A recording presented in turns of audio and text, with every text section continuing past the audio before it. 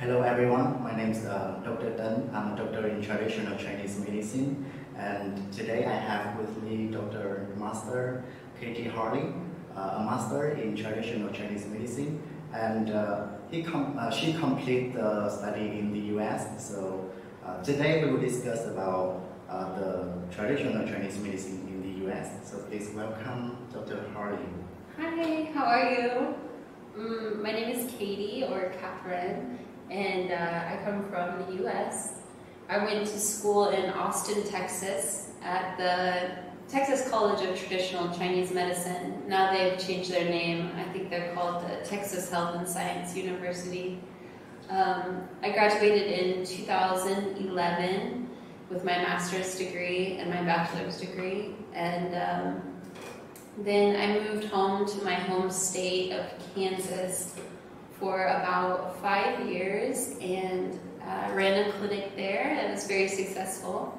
And then I really wanted to live in Asia, so I decided that that would be the time to come before my parents got a little bit older. So I decided that my chance was now. And I was only supposed to be here for about 2 years, and I decided I liked it a lot, so I'm wanting to stay longer than I expected.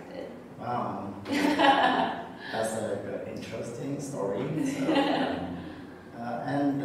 let's talk about traditional Chinese medicine a little bit, because we all know about traditional medicine in Vietnam, a Southeast Asia country. So, it's pretty popular here. But how about it in the US? And how do you get in love with traditional medicine in the US? Okay, so my personal story about everyone's story is a little different. How they got interested in Chinese medicine. For me, I grew up in a state that it was not popular at that time, and it was not common around. My state is very traditional.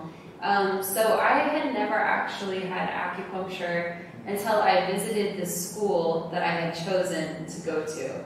So for me, I had started to practice Qigong on my own and was reading books about this, and it was it had helped me a lot with some health issues that I had. So it seemed like the next step that I needed to take was to understand it more, and so I wanted to learn the theory more, so acupuncture school was where I could do that.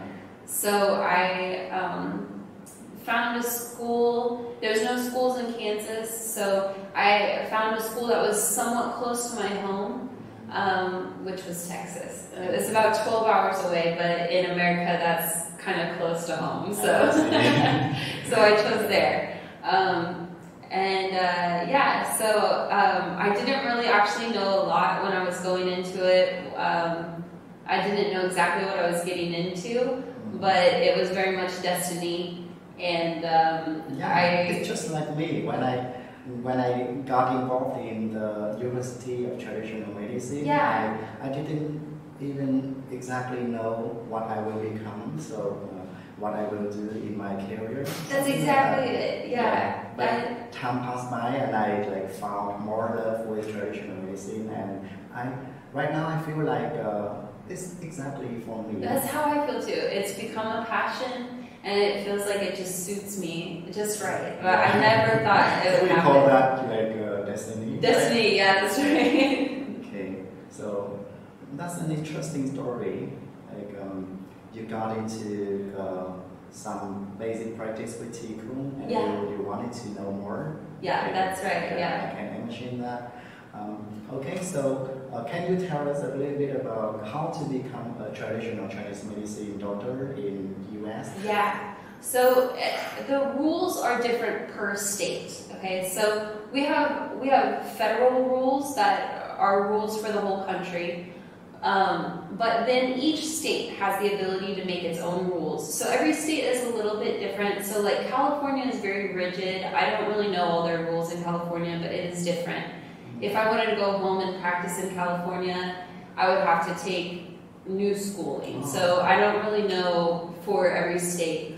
But for me personally, A lot of the schools, you can either enter in with, because traditional medicine is not completely standardized in the States. You usually enter in with a bachelor's degree in a different subject. It can be medicine-based, but honestly, we get many varieties of people who enter into traditional medicine. Maybe people who have discovered it later in life.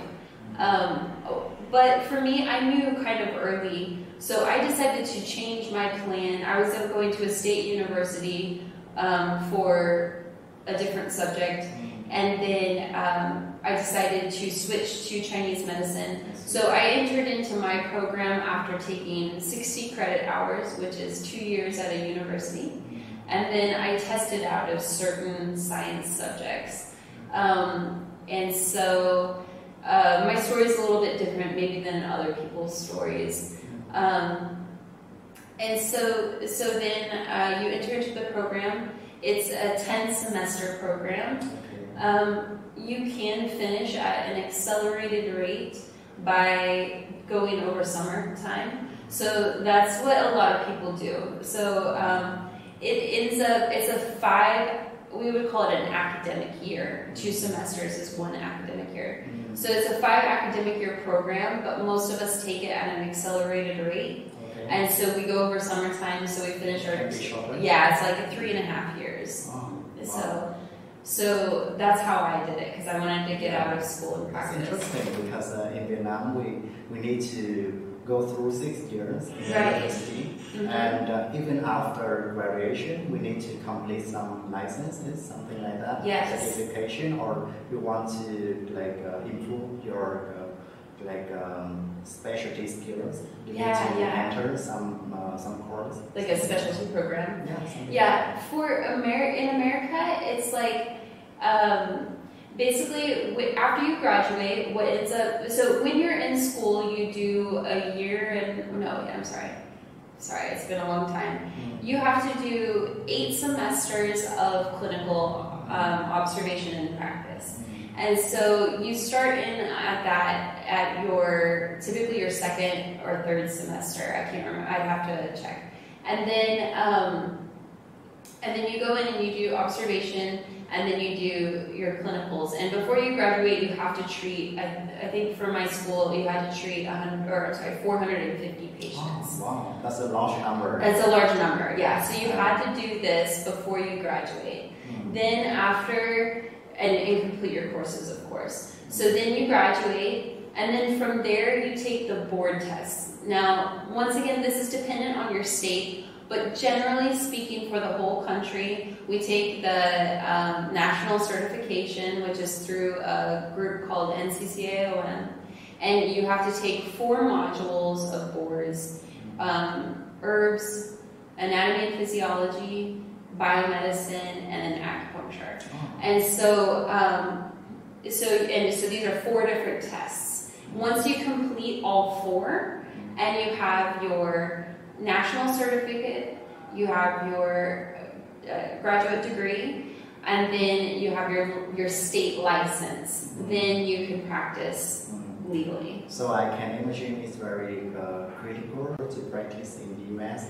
Yes, it is. It's really become a lot better now. When I first graduated, it was very, and it depends on your state. So like California, they've had it for a long time. New York, they've had it for a long time. So they're much more open. But because I'm from Kansas, it was very difficult in Kansas. I can understand, because I know that there are lots of Asian people in California. Right? Yes, exactly. The places where the Asian communities are the strongest are definitely the places where it's been active the longest and has become more, those states are typically more progressive, and they are more apt to be interested in new things like that. Kansas is now better though. Kansas is better now. Okay, thank you for sharing. And it's good to know about that. It's like a large difference between Vietnam and the US. It is, yeah. And we don't have traditional hospitals in the US. There's not a single traditional hospital. Okay. So we are not able to do things like a hospital clinical. You have to do everything within the private clinic. Mm-hmm. So it's like the school's private clinic is how legally that's able to function. Yeah. Okay. So I can say that in Vietnam, traditional medicine students have some advantage because they can go to hospital or traditional medicine and they can go to private clinics. Yeah. So in each place they will learn different experiences. Yeah, that makes sense. Yeah, I've always dreamed about going to a hospital. You know, a lot of the people in America will go to China to study. Usually, it's like because of the way that the laws work, they usually still have to get, in order to practice in America, you have to go through school in America. So they will still get their degrees in America. But now with the doctoral programs, often that's a study abroad type of program, or sometimes after they graduate, they will just choose to then go and practice under a doctor in China or at certain hospitals in China to get that experience. But, you know, it depends on your finances and things like this if you're able to do that, you know. Yeah, I see.